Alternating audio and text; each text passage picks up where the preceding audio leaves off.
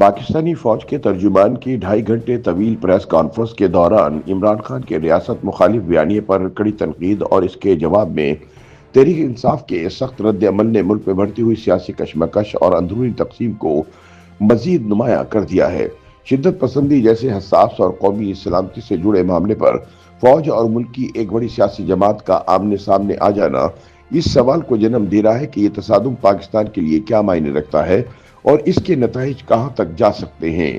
فوجی اسٹیبلشمنٹ کا موقف ہے کہ تحریک انصاف اور اس کی قیادت خصوصاً عمران خان اپنے سیاسی مفادات کے تحفظ کے لیے تحریک طالبان جیسے گروہوں کے حوالے سے نرم بیانیہ اختیار کیے ہوئے ہیں۔ فوجی ترجمان کے مطابق خیبر پختونخوا کی صوبائی حکومت بھی اسی سوچ کے تحت شدت پسندوں کے خلاف فیصلہ کن کارروائیوں کی بجائے دہشت گردوں کے ساتھ مذاکرات کا چورن بیچ رہی ہے، جس کے نتیجے میں صوبہ دہشت گردی کا مرکز بنتا جا رہا ہے۔ اگلے روز D G I S P R lieutenant general Ahmed Sharif Chaudhry نے ملک کی سیکورٹی صورتحال پر بریفنگ دیتے ہوئے کہا کہ پاکستان میں دہشت گردی کے 80% واقعات خیبر پختونخوا میں ہو رہے ہیں، جہاں حکومت کے پرو طالبان رویے کی وجہ سے دہشت گردوں کو سازگار ماحول میسر ہے۔ ان کا کہنا تھا کہ اگر دہشت گردوں کے خلاف آپریشن نہیں کرنا تو پھر کیا ریاست ان کے سامنے سر جھکا دے۔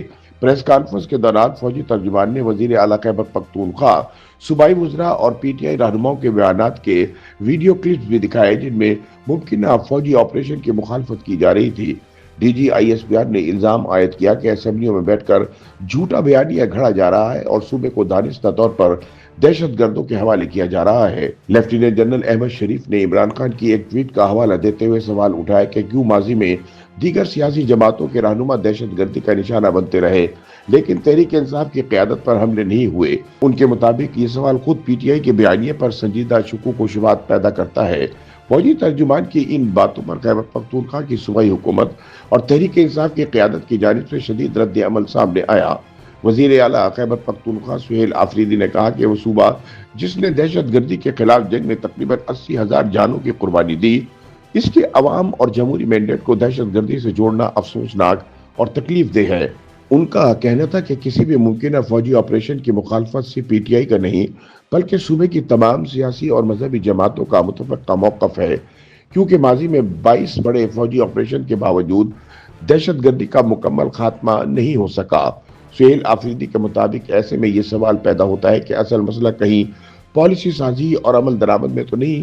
وزیر اعلیٰ نے کہا کہ فیصلے بند کمروں میں کیے جا رہے ہیں، مقامی آبادی اور منتخب کردہ نمائندوں کو اعتماد میں نہیں لیا جا رہا، جس کے باعث عوام میں عدم تحفظ اور ریاست کی پالیسیوں پر بد اعتمادی بڑھ رہی ہے۔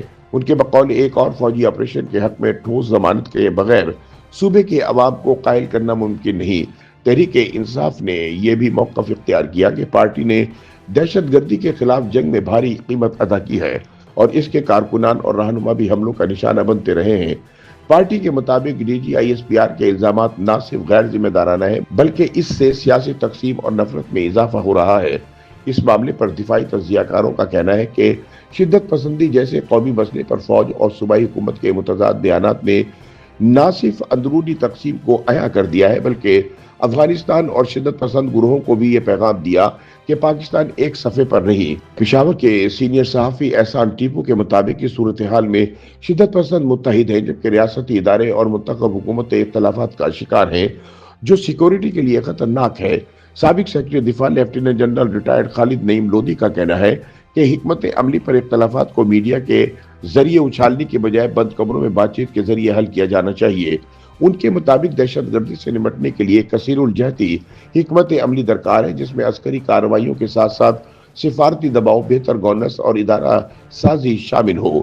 دوسری جانب افغان طالبان نے بھی فوجی ترجمان کے بیانات کو غیر ذمہ دارانہ اور اشتعال انگیز قرار دیتے ہوئے مسترد کر دیا۔ افغان طالبان کے ترجمان ذبیح اللہ مجاہد نے کہا کہ افغانستان کے سیاسی اور سماجی ڈھانچے پر تنقید حقائق کے منافی ہے اور پاکستان کو اپنے داخلی مسائل پر توجہ دینی چاہیے۔ تجزیہ کاروں کے مطابق افغان رد عمل اور اندرونی سیاسی بحران نے صورتحال کو مزید پیچیدہ بنا دیا ہے۔ ایک ایسے وقت میں جب پاکستان پہلے ہی معاشی اور سیکورٹی چیلنجز سے دوچار ہے، شدت پسندی پر فوج اور تحریک انصاف کا یہ کھلا تصادم قومی یکجہتی کے لیے ایک سنجیدہ امتحان بن چکا ہے۔ سوال یہ ہے کہ آیا ریاستی ادارے اور سیاسی قیادت اس بحران کو اتفاق رائے میں بدل پائیں گے یا یہ تقسیم مزید گہری ہو کر پاکستان کی سلامتی پر नए सवालात खड़ी करेगी।